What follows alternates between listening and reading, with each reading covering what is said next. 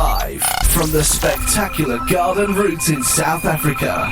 We're streaming worldwide on eRadioSA.com. Travel Tuesday with Travelbug Rose on eRadio. It's time again to explore the world with Rose, who's with us this afternoon for Travel Tuesday. Rose, today it's part 2 of your journey in Hessequa. How's it going? Very well, and you? I'm good, thank you. It's drizzly this side. Is it raining your side? Yep. Loving the rain. It's nice. It's really nice. I actually like the rain because it means that we get things that grow. Yeah. And my water tanks fill up. Exactly. Now, last week we were in Witstrand. Where are we going today? Yes. Yeah, so last we spoke, we just left Witstrand and we hiked the Grootvaderbos, which is the Cape Nature Reserve there on the Langeberg Mountains. And then we basically headed to, we ended up on a farm called Skading in Heidelberg. I wanted to explore Heidelberg a little bit more, but we didn't get a chance because we were basically having this whole farm stay experience, and we basically stayed at a place that was a beautiful farm stay with miles of canola fields and barley fields and every field you can think of, and wildflowers. And he took us and he had ostriches and chickens and all these things. So it was a working farm and we just interacted with everything, which is really amazing. Lovely thing about Hessequa, it's got loads of these little farm areas. It's a completely different kind of look almost. It's almost like the farm kind of look of the Garden Route area, I would say. You know, the canola and barley fields and the wheat fields, really beautiful. Yeah, so that was the experience of Heidelberg, except we stopped at a few of the farm stalls there. And there's some very cool farm stalls with some very cool stuff. I mean, in Heidelberg itself, as you drive out of Heidelberg, there's a place called De Lisch, there's a place called Rooipot. And Rooipot actually makes cinnamon sticks from roasted koek. And I thought that was quite charming. Wil jy nie nou Afrikaans praat vir daai deel nie? Ja. Ons het baie Afrikaans gepraat hierdie week hoor. Is it? So it was really cool. Ja, jy moet Afrikaans praat met die tannies. Yeah, but it was lovely. I mean, that whole community is very warm people, very hospitable. You know, they're just such giving, stunning people. So yeah, I really loved that about it. Yeah, and then obviously we headed to Riversdal. Riversdal is the small town between Heidelberg and kind of Stilbaai area. And Riversdal was part of a huge property called Boerenkraal, and then they sold off a piece of property in 1800s to form the town of Riversdal. And Riversdal is, I mean, I was blown away by Riversdal. I never really investigated that area, and I really, really loved it. We stayed at the Doornkraal accommodation. And the Doornkraal's homestead was the original homestead, which was built in 1746. And then what they did is they took this homestead and they basically converted it into a stay in a four-star accommodation. Lovely. Like, it's got this real beautiful country feel. It still has the modern luxuries, the comfortables. And we had lovely people looking after us. There's a little guy called Renko. I mean, I think he was everything. He would put on his hat, give you the keys, put on his hat, be the plumber, put on his hat, be the waiter. It's just so lovely. And my God, I've never in my life had food as in Doornkraal. That restaurant, their food is exquisite. What did you eat? Tasty. I had lamb shank. Ooh, yenna. And yeah, I'm so hungry. Yeah, and Alison had boertie. And of course, with that, they have a very new little wine, a vineyard. They call it a vinotel, which is not a hotel, it's a vinotel because across the road is a vineyard of them. Aunt Feta, which means on the Feta Rivier. They've planted a vineyard on the Feta Rivier, and they plant Shiraz. So I had a lovely selection of wines. They had a beautiful rosé and a Shiraz and what other one? I can't remember what it was called. I might just be lying. But we had some wine tastings for that as well. Some lovely new wines, and also very the way they handle the vineyards is also no chemicals, all organic kind of grown as well. So a lovely, nice culture around that in the Riviera. And then we went to the Oud Tronk. Ooh. No, the Oud Tronk, yeah, that was a very cool spot as well. And Danny Louise, I'm telling you, I challenge anybody in the garden route, just tell me a place that sells better carrot cake than Auntie Louise's. My goodness. Like a wortelkoek. Yes. And she's taken over. So the last time, there is an actual a galg, we call it in English. Where the galg, you weet wat galg is. Ja. Ach man. Ja. Ik denk so. What's a galg in Engels? Where they hang people. Yes, galg. What's a guillotine? No, it's not a guillotine. My goodness, I've eaten a blank. Something like a guillotine. My brain doesn't. No. Do you want me to do a Google Translate? Let's see what Google says. No. Gallow. Ach man, I've got a gallow. That's it. A gallow. So Google's actually right. My word. Yeah, so they have a gallow, but it was very interesting because they've only hung one person on that gallow. It was a young guy who killed his mum, and they actually transported the gallow from Swellendam to Riversdale to execute him, and they actually never returned it. And I think they since closed the jail or whatever, and then it's been kind of I don't know if it's in a contract or sold off to Auntie Louise, and she's taken over. And I'm telling you, she's turned that jail. It looks like a Spanish villa. Wow. Beautiful flowers and things growing, and loads of history and lots of antiques, and a beautiful little courtyard where you can sit and have your coffee and cake or something to eat. She's got an amazing little kitchen staff. All the people who work for her, all warm and lovely people. And I just absolutely loved it. Can't wait to go back there. It'll definitely be. I will drive to Cape Town and stop in Riversdale just for that. Yeah, sure. Really, really awesome. I really enjoyed that. And then, and then in Riversdale we were also told, and then we went to Balea Wines as well. Balea was also a very interesting wine estate, and I bought some of their wine and their olive oil. That is, like I told you last week, what people don't really know and what people think is that all Wales are in Hermanus. Well, I've got to tell you something. The region between Witstrand, I saw about 21 southern rights in that bay, nursing and frolicking and all kinds of things, and right up to, I think, almost to Mossel Bay.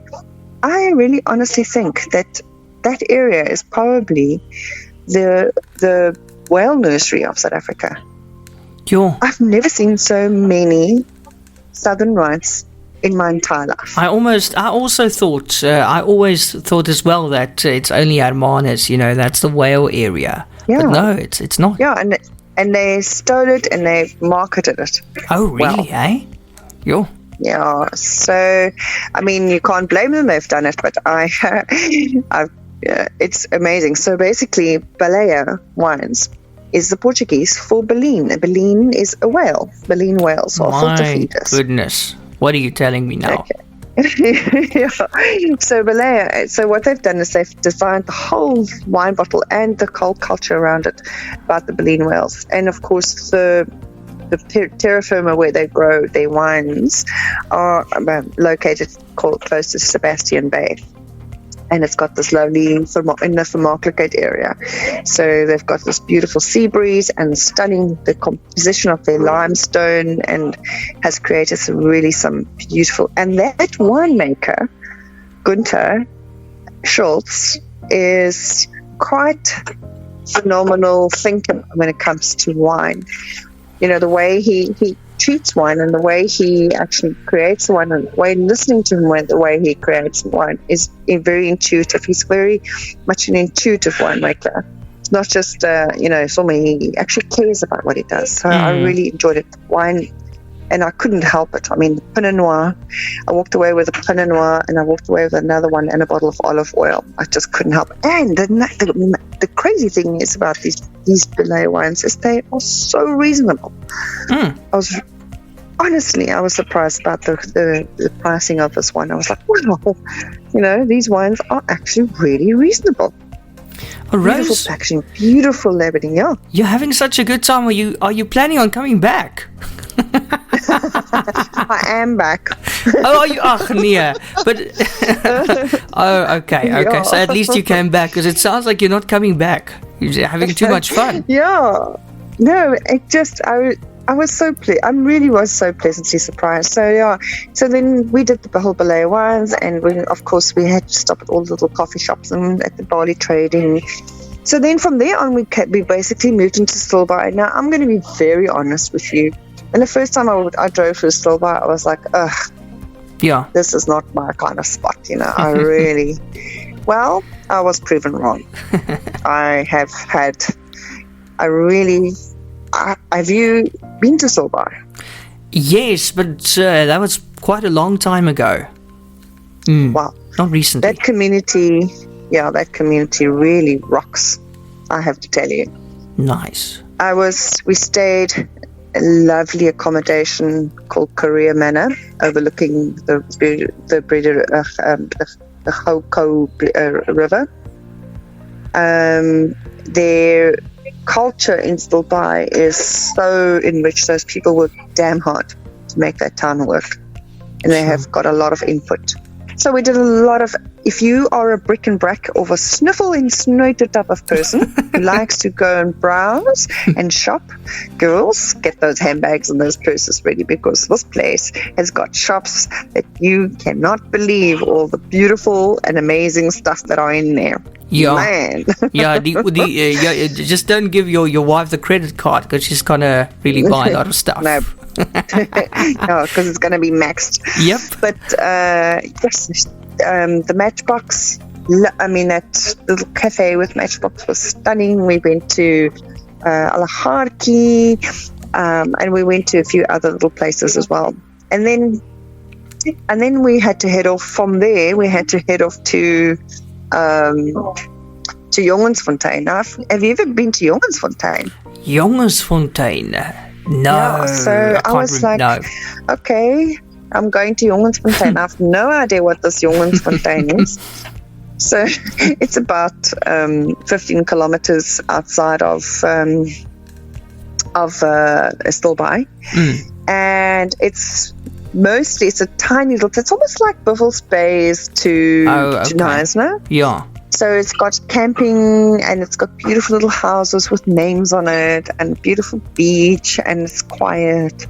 So yeah, I think I'm going to actually rent a little house there some stage and go and just park off and write, catch up and writing. Why not? Why not? Maar jy gaan baie Afrikaans moet praat daar, seker. Dis okay. Ek sal geen om Afrikaans te praat nie. Ek het so baie Afrikaans gepraat hierdie laaste week. Ek kan myself nie help nie. Yo, but that's so awesome, Rose. It sounds like you really had a good time, and I like it. It's real people, It's warm people, and they just real people, salt of the earth. Yeah, absolutely, definitely. And of course, then we also, about the eels of Stilbaai. The eels? No. No, here's an interesting story for you. So at the tourism office there, so we actually there's a whole bunch of things that are coming to forth in this area. About the bioreserve or biosphere from the Horus biosphere thing where they're working with all the fynbos and that kind of stuff. But there's been a lot of interest in heritage and art, and cave art and so on and so forth. And I've always wanted to go to see the Blombos caves, but they closed them because they were contaminated. But it doesn't matter. We did a little bit of offset, and I'm actually going to go back there to go and learn more about that kind of heritage, the rock art heritage. But right at this tourism office, there is a Parangat, which is basically translated to eel pond. And so these eels, live in this freshwater pond. And this freshwater pond underground is linked to the ocean. Okay? And these little eels are born in the ocean. They find their way under the obviously it's through the years of memory and DNA, whatever, find their way back to this freshwater pond as little eels, and they live inside this freshwater pond, and they stay there until they mature, until they return to the ocean, and they migrate back to Madagascar or Kenya or wherever to breed, lay eggs, and die. Oh, wow. But while they are in this freshwater pond, you can actually go and, Henri, who's the tourism manager, she goes and she feeds them. So she gets little chicken livers out, and then she makes a little noise, and they come out and they eat out of her hand. Wow. Wow, Yes. That's very unusual. Wow. Yeah. So that was quite an experience. I really loved that. And so that whole vibe there in Stilbaai was really awesome for me. And then of course there's a few olive farms, but let me see. And I still work in Albertina just quickly. Of course. Yes. Okay, so Albertina is the last little town we went to Melkhoutfontein as well, which is just outside of Stilbaai. It was a community project, beautiful art paintings kind of thing, a community art where they painted walls. And then of course we went to Albertina and Castlehoop. Okay, before we got there, we went to the cheese place. Sorry, I'm babbling on now, but I'm going to get to Albertina. So Albertina is very interesting. So in Albertina, we stayed at a place called the Whispering Tree, and it had a tree that is 250 years old. Yo. A whispering tree. It's Ooh. wild fig. She's got two, but this place that we stayed was called Fulrupert Gasthuis.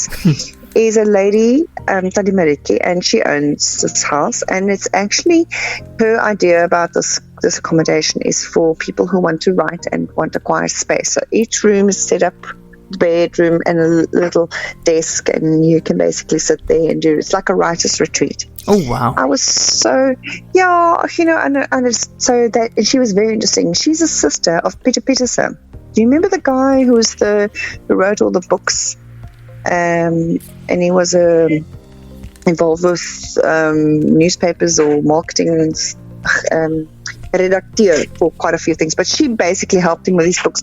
He was a writer that was murdered quite a few years ago in Marlow Park. But she was, Oh, wow. so she did a lot of his book stuff. Yeah.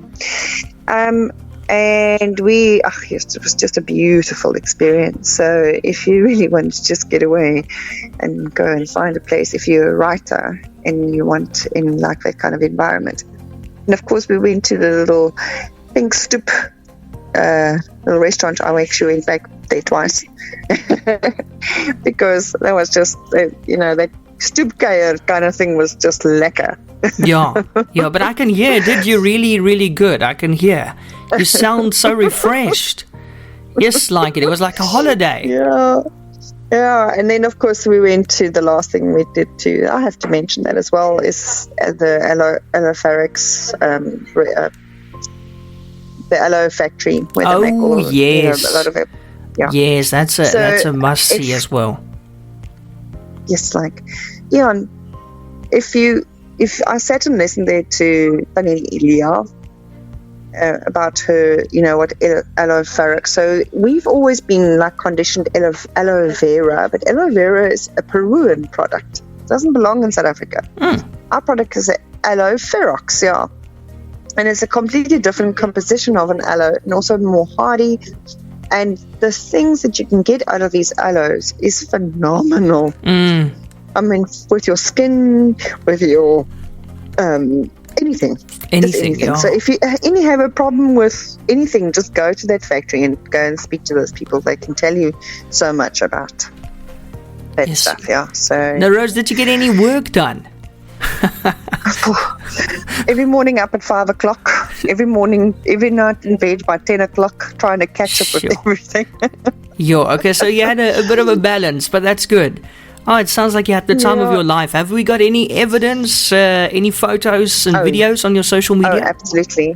So, I would love you to go and just follow on Instagram. We did most of our postings on Instagram. There is a little button that says Hessequa, which gives you all the little stories. Nice. So you can click on that and just go and look at our stories that we shared. Because I traveled with another travel writer called Alison Fote. Her travel handle is the Cape Town Diva. So you can go and follow her as well and see what we got up to. Alison is an ex-ballerina. She was a prima ballerina. Goodness. Yes, see, what an interesting part of the world, eh? Yeah, and we actually had a load of fun, and we try to share as much as we can in our own kind of different ways. So please go and follow me on the Instagram, which is it's Go Travelbug, and we will write some blogs. I'm also writing a little article for Die Courant. I'm going to be writing it in Afrikaans. Watter koerant is dit? Dit gaan een van die oudste koerante wees, maar ek sal eers moet met my sussie praat oor die translate, because my sister's got a degree in Afrikaans, so I'm going to have to ask her to edit it for me. She can proofread it a bit, Rose. Yeah, it was just amazing. So the edge of the garden route is what we're promoting this month with Hessequa, and I really can say it's worth it. It's not far from Cape Town, it's not far from here. It's reasonable. It's got wonderful people, warm people. Just in closing quickly, Rose, yes. I spoke to somebody last week and they actually had a fight with me. We actually had an argument and they said to me, the garden route ends at Mossel Bay. And I said, no, it doesn't. We actually spoke about it last Tuesday, if you listen to Travel Tuesday. I said, no, the garden route ends at Mossel Bay. I said, no, it doesn't. No, it does. I said, no, it doesn't. So we had a bit of an argument there, but interesting how people think it ends at Mossel Bay. No. Okay, so I've been a garden route influencer now for quite a few years, and when I was running the tourism office, the LTOs included Hessequa, Gato, garden route and Klein-Karoo. Yeah. So the whole area from Witstrand, which is the first town, Heidelberg, Witstrand, Melkfontein, Jongensfontein, Vermaaklikheid, Riversdal, Stilbaai, Albertina. Those are the towns of Hessequa, and they are garden route. Yeah. So this whole thing about the garden route starts in Mossel Bay is bullshit. So excuse my beautiful French, but I couldn't say it better. It's brilliant. I've had this, and a lot of people go, I went to the garden route. I went to Jeffreys Bay. Sorry, the garden route parameters. Oh my God. In Witstrand, Oudtshoorn and the Klein-Karoo falls in it as well. Yeah. Excuse my beautiful cough. And it ends at the border of the Blaukrans Bridge. Yeah, people have to get it right, Tsitsikamma man. falls under Eastern Cape. I know I'm right because I've had this argument, official argument, Yeah, and it's I've very confirmed annoying. it with Alan Windy. Yeah, exactly. No, people go, oh yeah, but you can call it garden route because it's a bloody good marketing tool. So what they did is they actually officially marketed the garden route area as this, because the next state after Hessequa falls under the Overberg region. And Overberg region is the other side of the Breda River and runs all the way to Swellendam, Caledon, that kind of thing. And then it goes into the next region. Yeah, exactly. So I hope we get it right now. Just quickly before we say goodbye, there's another thing that really ticks me off, and that's when people say the wilderness. The wilderness is when you're stuck in the middle of nowhere. It's not the wilderness. It is just wilderness. That annoys me so much. I can't tell you. Hey, have you seen that before? Yeah. It annoys me endlessly. Oh, well, it depends on what you go. You know why he called it the wilderness, eh? No. So wilderness, the guy who bought the farm wanted to impress his wife. And he bought this farm and he called it wilderness because he wanted to give his wife a little bit of a place to stay. It was away from everything else, and he also was quite scared of the dad. I must actually, Hugo Leggett wrote a whole thing about it, so I need to actually send it on to you. Okay. Yeah, in the farmhouse. Okay, interesting. Yeah, that's wilderness, and that's the wilderness, as you call it. The farm was the original hotel, which is now the Wilderness Hotel. Ah, yes. So that was the original kind of farmhouse, and then it became a stay-over hotel, and then there was a golf course in between, and then it was turned into another hotel, then it burned down, and then it went to Protea, and it's gone through a whole bunch of history. Yes, see. Tell me, the Wilderness Hotel is still open and functioning and trading at the moment, right? Okay, pleased to hear that. Still going. Good stuff. Good stuff. Rose, wow, this was quite an interesting Travel Tuesday today. Thank you so much. And we'll check out your social media for all the details to actually see the visual elements of what you spoke about. Yeah, so I am posting on Instagram and Twitter and obviously Facebook. And also, I'll probably make a few little YouTube videos as well. And then I'll probably do a little blog as well. Okay, Rose, thank you so much. And really, you got to go. No, it's fine. And ask if you want any info, please let me know. Thank you so much. I really enjoyed today's Travel Tuesday. You really sound so well rested and energized from that trip. It looks like I need to go. I need a bit of that in my life. Yeah. Good. That's fantastic. Yeah, very good. Rose, thank you so much. Have a lekker afternoon, eh? You too, sweetheart. Thanks, eh? Bye. Bye.